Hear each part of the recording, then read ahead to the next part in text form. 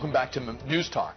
Drastic changes could be on the way for Metro after a string of safety failures, including the fatal smoke incident at the L'Enfant Plaza Metro stop earlier in the year. The NTSB is now recommending the agency come under strict federal oversight. Jay Korf has reaction from the interim head at WMATA. The NTSB has asked the U.S. Department of Transportation in an urgent and unusual step to redefine Metro as a commuter railroad so that oversight of the transit agency's rail division can be placed under the Federal Railroad Administration. The NTSB believes that the FRA would hold Metro, an agency plagued for years with safety and service issues, more accountable. The NTSB says the FRA can conduct more inspections, demand higher safety standards, and issue fines. NTSB officials went as far to say the Tri-State Oversight Committee cannot perform effective safety oversight of the WMATA rail system.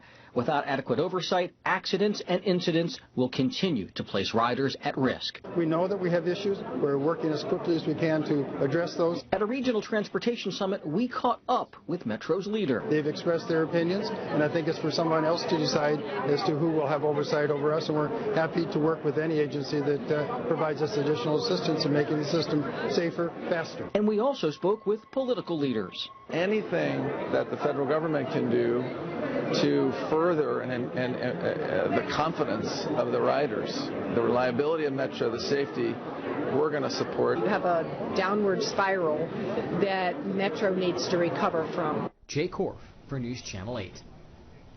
Thank you, Jay. And joining us now, Robert McCartney, Senior Regional Correspondent for The Washington Post. Bob, welcome back. Good to see you here. Good to see you, Bruce. You've covered Metro as closely as anyone. Your reaction to the news that this is an urgent situation and that Metro should be reclassified to get the feds more engaged?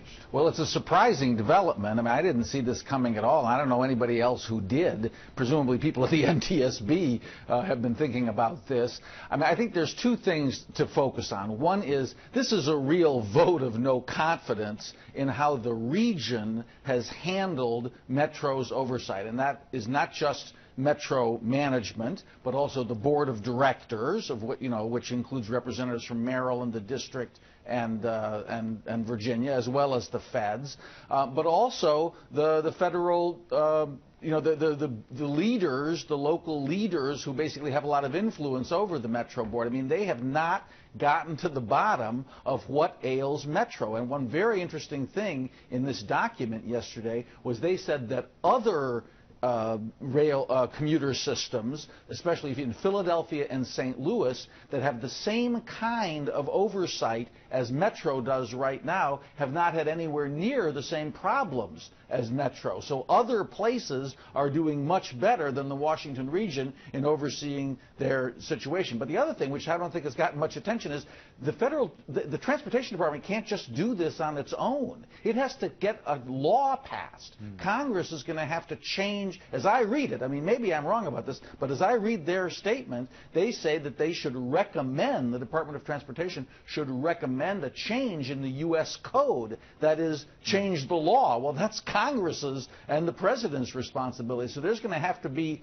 congressional action, I think, for this to take place. On the one hand, the notion that we as a region can't handle this responsibility, that's an unhappy moment. But I wonder how many people who rely on Metro, who use Metro, and who, to a certain extent, some are increasingly frustrated with what they experience on WMATA. We're talking now about rail, I think, much more so. This is all about rail. They're only talking about moving the rail operations under a different form of tighter federal oversight. So while I think folks who have pride in the region are going to hate the idea that we've botched this and now the feds have to come in and do more because we've failed, we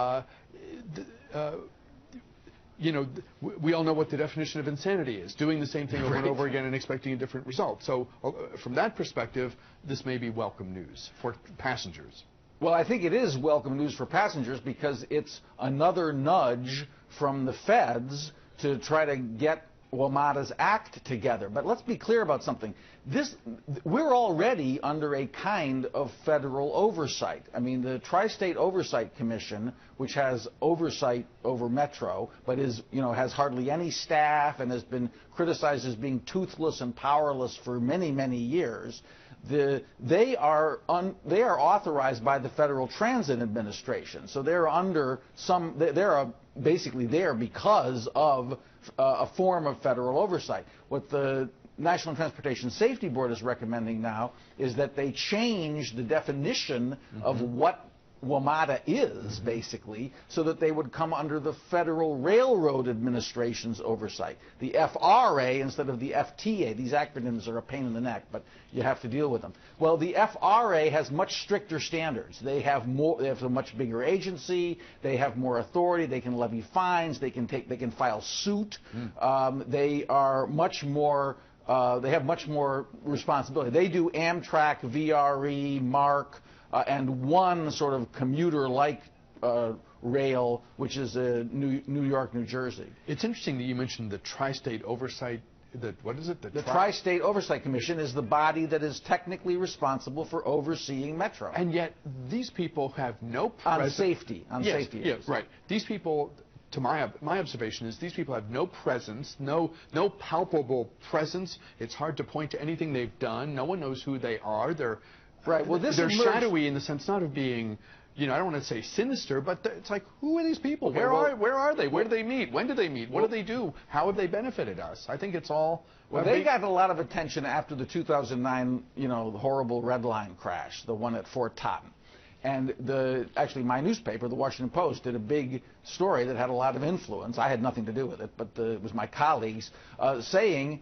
The Tri-State Oversight Commission, which is supposed to be responsible for safety, they didn't even get access. They didn't even have access to look at the equipment and procedures that went wrong in the Red Line crash. So then they actually strengthened the Tri-State Oversight Commission. They did, but not nearly enough. But here's the thing. We've known since 2009 that there was some fundamental safety problems in terms of aged equipment, lack of investment, but also in terms of how they responded to safety. I mean, the basic rap on Metro is that they care more about, they have a revenue culture instead of a safety culture. They care more about keeping the trains running and keeping the money flowing in than doing what's necessary on safety. And that, we all thought, or I certainly thought, and a lot of people thought, that was getting fixed because of the hue and cry after the 2009 crash. But that hasn't happened, or it hasn't happened enough. And so we're finding out now, mainly because of pushing from the feds, that it's not just the Tri-State Oversight Commission. This is the board of directors and the people that they respond to, who are the governor, the Northern Virginia representatives, the governor of Maryland, and the mayor of the district, and the council of the district. And they have ultimate responsibility for screwing this up. I don't want to focus too much on the Tri-State Oversight Commission, but I just will have to observe that when there's a plane crash or a rail incident and the NTSB gets involved, you know it. And we see it and we feel it. They parachute in. They have go teams. They're ready to go. They have seasoned leaders who are media savvy and seem very knowledgeable about the work they're the gold standard. Yeah. Why doesn't the Tri-State Oversight Commission feel more like that? Well, partly because it's the NTSB's responsibility under any scenario to do what you're describing, which is to come in after the accident and sort it all out. But why doesn't the TOC, they call it, the Tri-State Oversight Commission is called the TOC, why doesn't the TOC have a higher presence and throw its weight around more? I think it's just been, institutional bureaucratic culture. It's never had that role. It didn't get empowered sufficiently following the 2009 crash. But where the board is they were supposed to be riding herd on this, and they have been telling us that they did. They have taken some steps. They've gotten awards for how well they did. Well, it wasn't enough. It'll be interesting to see if congressional action is needed and if it ends up on the president's desk for signature, how quickly all of that happens. Robert McCartney, senior regional correspondent for the Washington Post. Bob, thank you so much. Good to be here. Back with the program note after this.